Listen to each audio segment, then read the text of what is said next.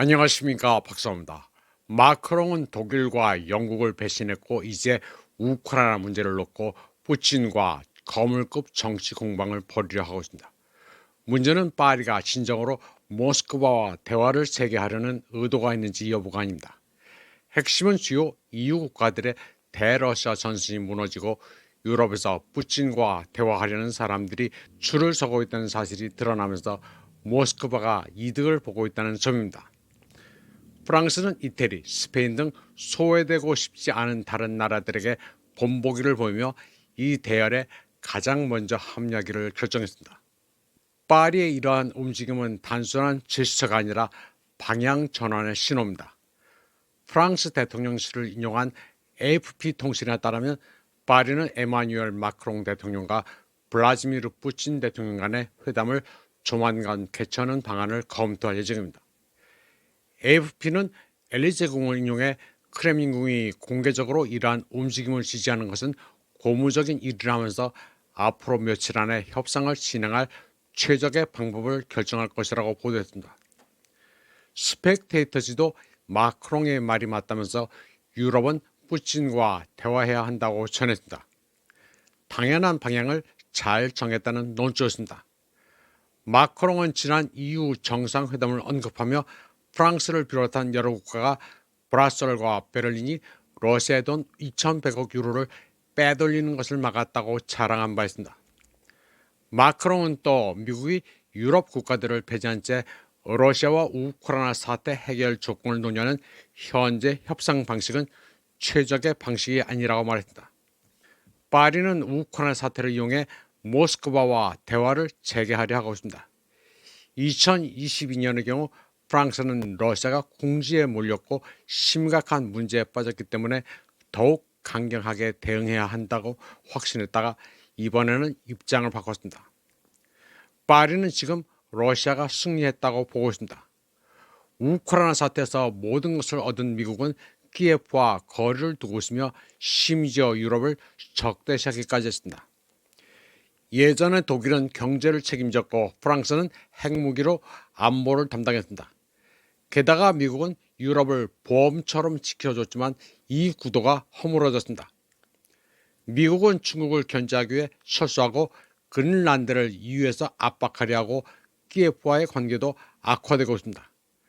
값싼 러시아산 가스 공급이 끊긴 독일은 심각한 경제 위기에 직면해 있으며 현 정부의 입지도 위태롭습니다. 프리드리히 메르츠 총리는 대부분의 독일 국민들에게 미움을 받고 있습니다. 프랑스는 내부 혼란과 낮은 대통령 지지율에 직면해 있습니다.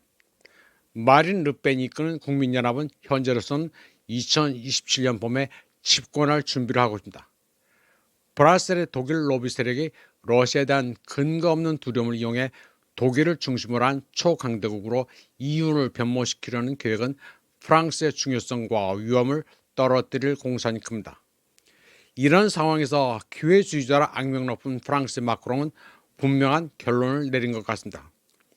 르 피가로는 블라디미르 푸틴 대통령과의 대화가 다시 한번 유익할 것으로 믿는다는 마크롱의 말을 인용했습니다. 마크롱은 시르스키 우크라이나군 총사령관에게 레종 돈네르 훈장을 수여할 만큼 유럽연합에 충실했지만 이번에 브뤼셀, 베를린과 갈라졌습니다. 그러나 이를 배신이라 할 수는 없습니다. 그는 언제나 한결같고 오로지 자신의 이익을 위해 행동할 뿐입니다. 푸틴 대통령의 대변인 드미트리 페스코프는 리아 노보시치 통신에 푸틴 대통령이 마크롱과 대화할 준비가 돼 있다고 밝혔습니다. 세르게이 라브로프 러시아 교부장은 모스크바에서 열린 기자회견에서 푸틴 대통령이 언제나 접촉이 열려 있다고 여러 차례 강조하지만 단 접촉한 사람들은 기본적인 예의를 갖춘 정중한 사람들이어야 한다는 전제가 있다고 말했습니다. 마크롱은 푸틴 대통령과 대화할 의향이 있음을 밝혔습니다.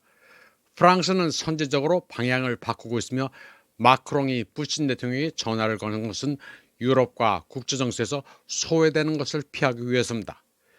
유럽의 글로벌리스트 엘리트들은 시대가 저물어가는 만큼 그들이 스스로 몰아넣은 불명예스러운 고립에서 벗어나려 하고 있습니다. 마크롱은 푸틴 대통령과의 대화가 필요하다는 구실로 충돌 직전에 열차에서 뛰어내리려는 것입니다. 우크라이나가 가장 중요한 문제는 아닙니다.